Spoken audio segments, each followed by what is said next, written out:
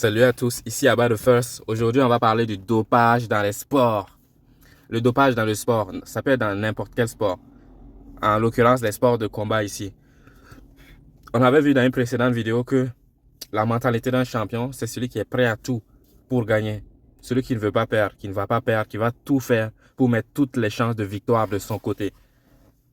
Selon vous, quelqu'un qui pense de cette façon, qu'est-ce qui l'empêche de se doper pour gagner? Qu'est-ce qui l'empêche de tricher pour gagner? Rien du tout, les gars. Rien du tout l'en empêche. S'il veut gagner à tout prix, il va forcément tricher. S'il veut gagner à tout prix, il va forcément utiliser des moyens détournés. Mettre les bâtons dans les roues de ses camarades. Ou, comme il y a eu il y a eu plusieurs polémiques dans les sports de course, par exemple. Dans les marathons, il y en a qui vont se tirer derrière, un qui va faire tomber des bouteilles d'eau pour que les concurrents ne puissent pas en avoir. Ils vont se mettre des bâtons dans les roues d'une certaine façon parce qu'ils savent que ça se joue à des centièmes de seconde. C'est même pas des secondes, des centièmes de seconde. Au 100 mètres, la différence entre le premier et le deuxième n'est pas énorme. La différence entre le premier et le record du monde n'est pas énorme non plus, chez les hommes comme chez les femmes. Est-ce que vous pensez que quelqu'un dont le seul but dans la vie est de devenir champion et de dominer et qu'on le reconnaisse mondialement comme le pilier de son sport, est-ce que vous pensez que cette personne-là ne va pas tricher? Elle sera tentée. On peut dire, ben, ouais, tu peux être intègre et être champion du monde. C'est vrai, beaucoup de gens sont intègres. Mais je vous avais parlé de la mentalité des champions. Je dis, le champion est celui qui est prêt à tout pour gagner. Rien n'est trop bas pour gagner. Rien n'est trop faible, rien n'est trop vulgaire. Si ça vous permet de gagner, ils vont le faire. Comme on a dit, il y a des gens qui ont eu des correspondances avec des arbitres, qui sont allés rencontrer des arbitres dans des hôtels pour des hommes comme des femmes. C'est pas éthique, mais ça se fait. De l'argent, des paris. Youssef Bouganem m'en a parlé. Beaucoup de gens parient sur les matchs.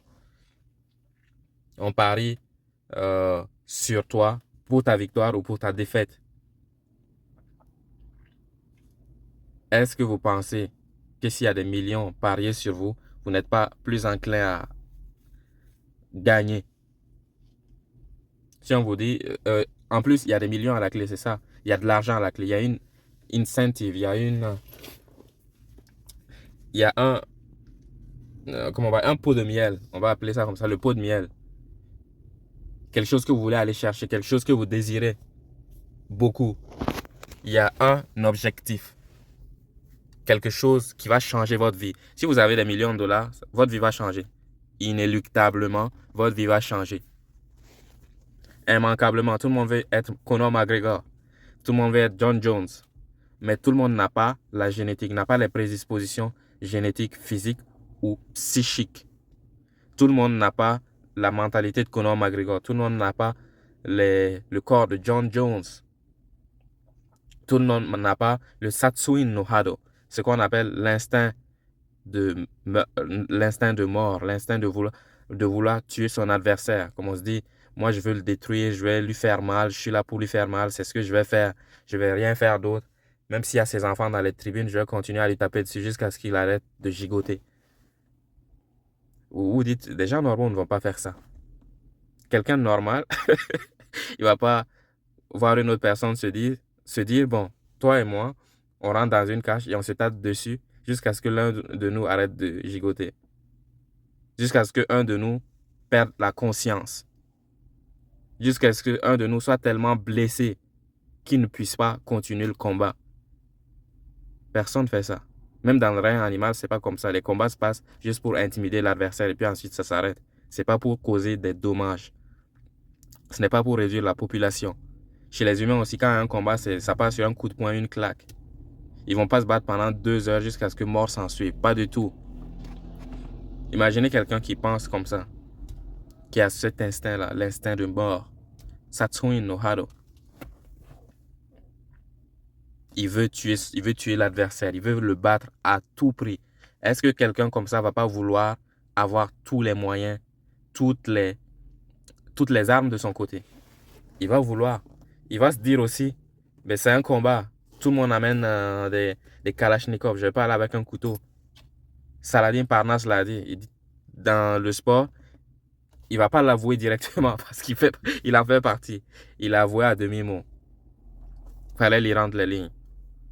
Il voulait dire en fait, dans le sport, les gens vont utiliser tous les moyens qui vont leur donner un avantage compétitif. Parce que c'est des compétitions. Les arts martiaux, c'est des compétitions. Le MMA, c'est une compétition. Et il y a l'argent à la clé. Donc les gens vont mettre toutes les armes de leur côté. Bien sûr, sinon, on n'est pas un journeyman. Un journeyman, c'est quelqu'un qui va combattre pour pouvoir hausser le palmarès des autres. Par exemple, Saladin Parmas ou Abirora, tous les prospects, comme Baki, Baizango, Shamsudinov, euh, Ramzan Zambiev, tous ces gens-là vont commencer à combattre des personnes qui ne sont pas reconnues. Des professionnels qui vont se battre avec eux juste pour qu'ils puissent gagner, pour qu'ils puissent augmenter leur palmarès. C'est dit entre les lignes qu'on va se battre et moi je vais gagner et toi tu vas perdre. Ce n'est pas explicite, mais c'est un contrat un contrat implicite. On va se battre, moi je vais gagner, toi tu vas perdre. Et je vais te payer pour ça. Celui qui perd est payé, il est compensé pour ça. On va te dire, ok, viens, tu te bats aujourd'hui à telle heure, à telle heure. Ça va durer 3 rounds, c'est du MMA. Tu dois faire 85 kilos. Et voici combien on va te payer. On lui paye un prix fixe. On va rien lui payer s'il gagne. On le paye pour perdre, pour pouvoir booster les statistiques des autres combattants. Lui, il ne va pas aller se doper pour pouvoir gagner un combat. Parce qu'il ne gagne rien à gagner le combat. Il perd en gagnant le combat parce qu'on le paye pour perdre, justement. On le paye pour perdre. Donc, ça ne lui sert à rien de gagner le combat. À qui ça sert de gagner le combat? Ceux qui veulent être champion du monde, ceux qui veulent avoir la ceinture, ceux qui veulent aller à l'UFC. Si quelqu'un veut aller à l'UFC, il faut que son parcours soit irréprochable. Quand tu perds plein de combats, tu n'es plus considéré comme un prospect sérieux. Quelque chose que moi, je ne comprends pas. Parce que je me dis, les défaites aident le combattant à progresser. Si tu n'as jamais perdu, il y a des choses qui te restent à apprendre. Si tu n'as jamais perdu, il y a plein de choses qui te restent à apprendre. Les gens vont dire, mais ouais, mais Floyd Mayweather et tout. C'est des catégories différentes. Il y a des gens qui ont pas, comment on dit ça? Floyd Mayweather a affronté divers types d'adversaires. Et il y a plein de ces combats où on peut dire qu'il a perdu, mais les juges lui ont donné la décision. Il y a plein de combats où on peut dire, ouais, là, c'est quand même, c'est un peu chaud là. Mais les juges lui ont quand même donné la décision.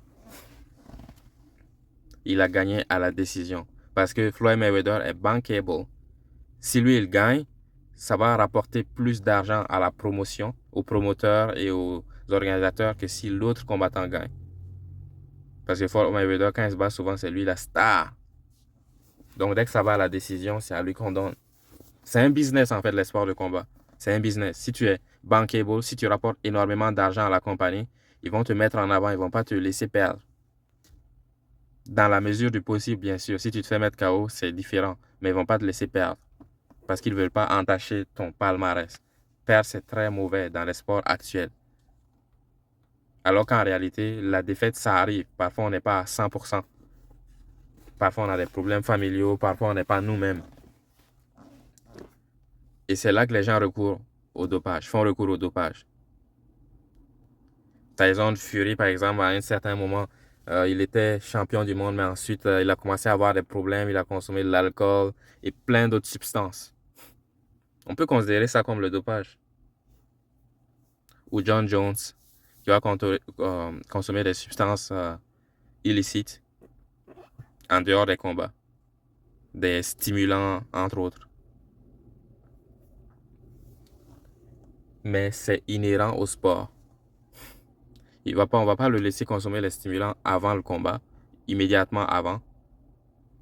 Mais s'il les consomme à d'autres périodes, ou s'il utilise des méthodologies qui permettent de ne pas le faire détecter, il va passer entre les mailles et le filet. En plus, le pire dans toute cette situation, c'est que le dopage est parfois encouragé. Vous avez vu en ce moment,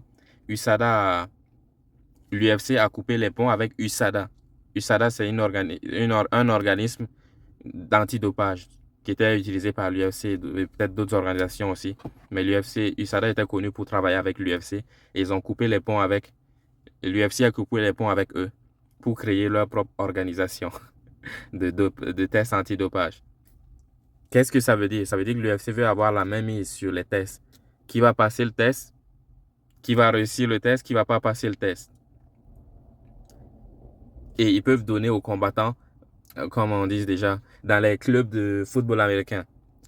Dans les clubs de football américain, comme j'ai dit, la victoire à tout prix, c'est ce qui est important. Ils pensent à la victoire, ils veulent pas perdre, ils n'aiment pas perdre, ils veulent même pas entendre parler de défaite. Eux, ils préfèrent progresser en gagnant qu'en perdant. Je dis, la défaite permet d'apprendre énormément de choses qu'on n'a pas appris.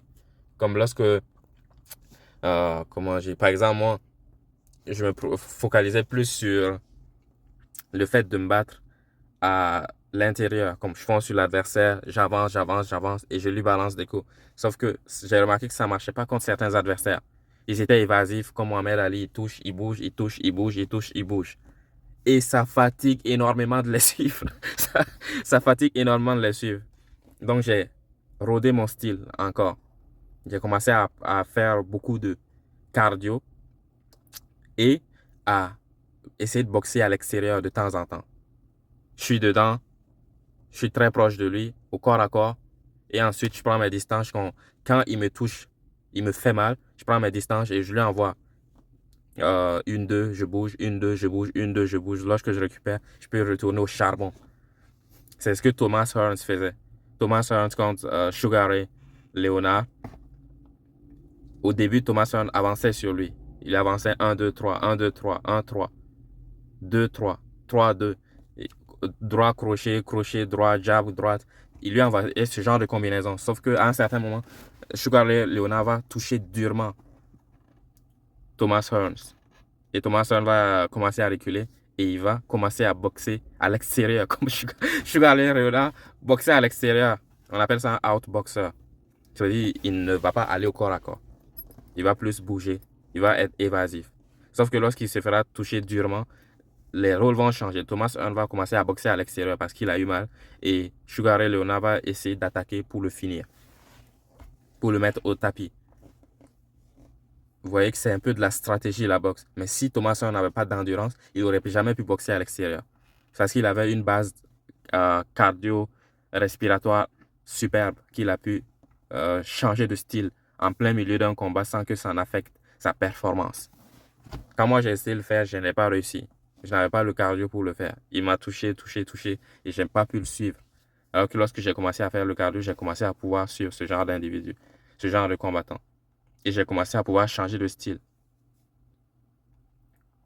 Mais au haut niveau, si tu t'es battu à l'intérieur toute ta vie, ça sera difficile de changer de style immédiatement. Donc il va falloir de l'aide. Nous devons utiliser l'EPO. On va augmenter ta quantité de globules sanguins pour que l'oxygène puisse circuler plus rapidement, plus facilement. C'est ce que Armstrong, le cycliste, a fait sur des années. Et je parlais du club de football américain. Je disais en fait, eux, ils savent à peu près quand les officiels pour l'antidopage vont venir. Ils disent, bon, dans une semaine, il y aura un événement vraiment important. Soyez sûrs d'être là, d'être prêts. Ils vont pas dire les termes, mais tout le monde va comprendre, ouais, il faut qu'on arrête de se piquer, il faut qu'on prenne ce qu'il faut pour relâcher ce qu'on a pris. Il faut qu'on prenne tout ce qui est nécessaire pour que les substances ne soient plus dans notre organisme. Ils font ça. Et personne ne se fait attraper. Dans les clubs de basket, parce qu'au basket, c'est très intense, donc les gens se blessent souvent. Ils disent la même chose. OK, demain, il y aura la visite, on aura une visite. Ne manquez surtout pas, ne ratez surtout pas ça. Hein. Venez vraiment. Et là, tous ceux qui se sont dopés vont savoir que c'est le moment de ne pas se présenter. Ils vont dire, mais non, j'ai voyagé avec mes parents, tu vois. Mon père est mort, je dois aller déposer ses cendres en Thaïlande. Donc, je ne peux pas être présent. Et on m'a dit, mais où tu es là? Il dit, ouais, je suis dans les montagnes de l'Himalaya en ce moment. Donc, on ne peut pas le doper et on ne peut pas le tester. Ou des combattants du UFC, des combattants des arts martiaux mixtes de MMA plutôt, qui vont dans des pays perdus. Quelqu'un va aller au Tibet, par exemple. Il dit, ok, moi je vais au Tibet pendant 3 semaines. Il va au Tibet, les officiels ne viendront pas le tester au Tibet dans les montagnes. Donc il pourra se doper tranquillement. Il se dope, on appelle ça un cycle. Il fait un cycle de 3 semaines, il augmente ses performances et il revient avec sa testostérone au bon niveau. Rien vu, rien entendu, personne ne dira rien. On n'est pas allé le tester pendant qu'il se dopait, donc on n'a pas pu l'attraper. Bien sûr, il y a plein d'autres façons de savoir si quelqu'un se dope. Mais les officiels, ceux qui sont bankable, même lorsqu'on va savoir que la personne se dope, ça va pas être publié. Ça va pas être, puisque ça va entacher l'image de l'organisation. Imaginons, John Jones a eu quelques polémiques sur lui, comme on a trouvé des traces de stimulants comme coke ou héros ou d'autres stimulants dans son corps. Lorsqu'on découvre ce genre de stimulants-là, ben on va pas forcément l'annoncer au public. Il va falloir que les organisations et la compagnie de tests antidopage se mettent ensemble pour discuter. Ok, quel sera l'impact pour la compagnie? Qu'est-ce que sera l'impact pour ceci, pour cela? Quel sera le bénéfice, les retombées positives? Avec Conor McGregor, c'est ce qui s'est passé. Lorsqu'il s'est blessé, ben, on l'a laissé prendre des médicaments qui vont lui permettre de récupérer plus rapidement et revenir sur le ring. Parce qu'on sait que lorsque Conor est à la carte, les billets vont se vendre comme des petits pains. Les billets vont disparaître en une fraction de seconde. Lorsqu'ils sont mis en ligne pour un combat de Conor McGregor, tout part en l'équivalent de 30 minutes à 1 heure. Tous les billets sont vendus. Ça, c'est extraordinaire. Vous voulez que tous vos billets soient vendus en 30 minutes à 1 heure ou vous voulez que Conor ne soit pas à la carte et qu'il y ait des billets invendus?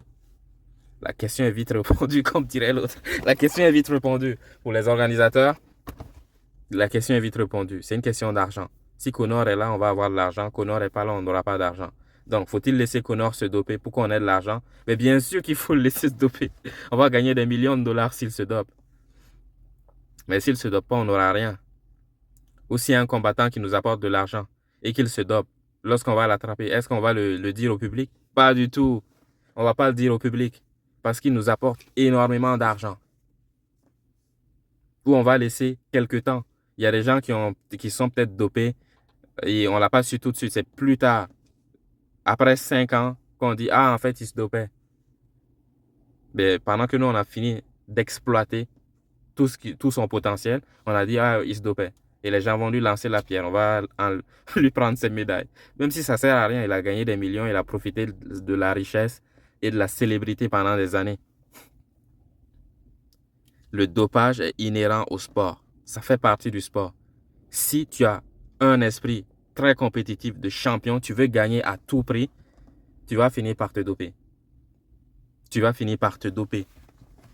Comme l'a dit Nate Diaz, tout le monde se dope. C'est inhérent à la discipline. Tout le monde se dope. Si tu veux être le meilleur au monde et que les autres se dopent, il faut te doper. Ou plutôt, dans une prochaine vidéo, on va parler du fait de couper le poids. C'est une forme de dopage. Par exemple, Khabib Nurmagomedov, il pèse 95 kg, 90-95 kg dans la vie normale et il se bat chez les moins de 70 kg. On dit, mais c'est complètement fou, c'est pas normal ça. Il doit se battre chez les grandes personnes comme lui. Il ne doit pas aller chez les messieurs normaux pour les tabasser. Alors que c'est ce qui se passe. Ils vont tout faire pour qu'ils se combattent à moins de 70 kg. Et ensuite, après à la peser, ils se réhydratent. Vous avez vu Max Holloway, quand il perd du poids, comment il devient comme, comme un prisonnier de guerre. Ses yeux sont creusés, comme s'il n'avait pas mangé depuis des années. Justin Gaethje, tous les grandes stars, quand ils coupent le poids, c'est extraordinaire. Alex Pereira. Pour les autres, comme Daniel Cormier, c'est pas si évident parce que lui, il garde toujours une partie de sa masse parce qu'il est chez les poids lourds. Mais tous les autres combattants, comme des poids moyens, poids légers, ils coupent énormément de poids pour être dans leur catégorie. Ça peut être considéré comme du dopage. C'est accepté, mais on voit bien que le gars, il fait pas 70 kilos. Khabib, quand il rentre dans la cage, il fait pas 70 kilos. Il fait à peu près 80 à 85 kilos quand il rentre dans la cage, ou plus. parce qu'il est à 90 kilos normalement. Il va peut-être peser 85 kilos quand il rentre dans la cage contre quelqu'un de 70 kilos. Mais on va dire l'adversaire aussi le fait. Oui, c'est comme le dopage. Si je me dope, ben, je vais me dire, même si tu te dopes pas, je vais me dire, qu'est-ce qui t'empêche de te doper? Tu as la mentalité de champion comme moi. Tu voudras te doper. Donc moi, je vais me doper aussi. C'est tout pour aujourd'hui. C'était About the First. Suivez-moi sur les réseaux sociaux, Instagram. Et ici, abonnez-vous.